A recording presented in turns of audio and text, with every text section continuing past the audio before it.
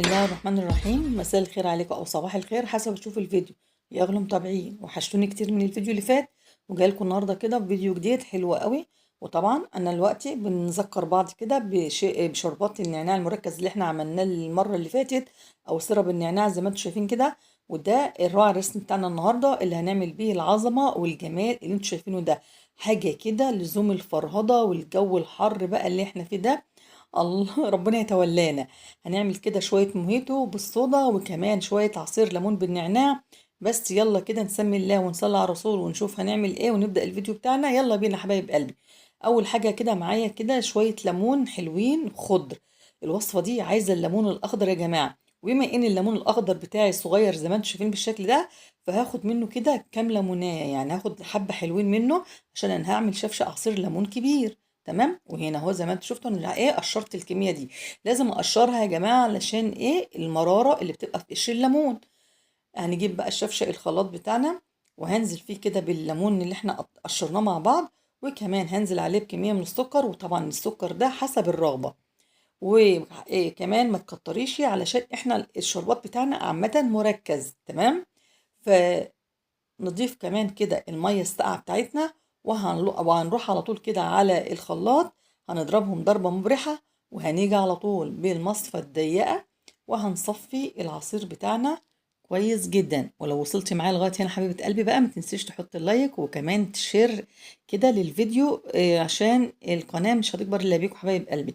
طبعا معايا هنا كمان عشان لزوم الوصفة بتاعتي معايا هنا نعناع فريش اخضر، ومعايا كمان شرايح من الليمون.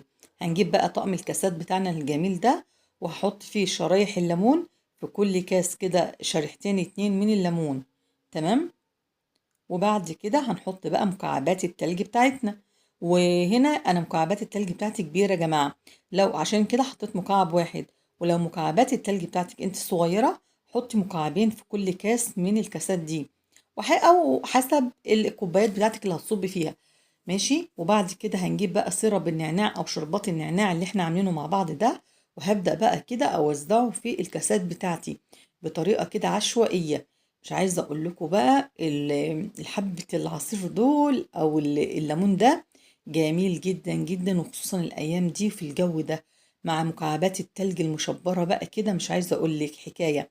على فكرة ده العصير ده او المهوتي ده اللي بيبقى في الكافيهات يا جماعة زي المحلات بالظبط، والله العظيم.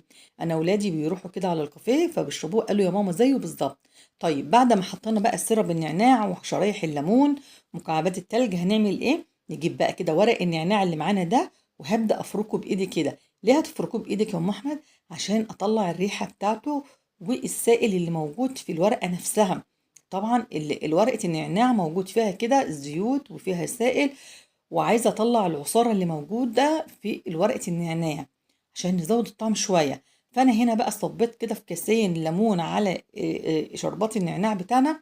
وبقية الكاسات هصب فيها كده السبرايت صودا أو السيفن المتوفر عندك أو الموجود. تمام. مش عايزة أقولك بقى. بصي، عظمة والله العظيم عظمة. تاني لو وصلتي معايا لغاية هنا ما تنسيش تحط اللايك. اللايك ببلاش والله، مش بيكهرب خالص ومش بفلوس. طيب هنعمل ايه تاني؟ هنقلب بقى العصير بتاعنا. الشربات احنا عارفين ان هو مركز جدا ومحلى. هنبدأ بقى نقلبه كده عشان طبعا كله ياخد الطعم واحد.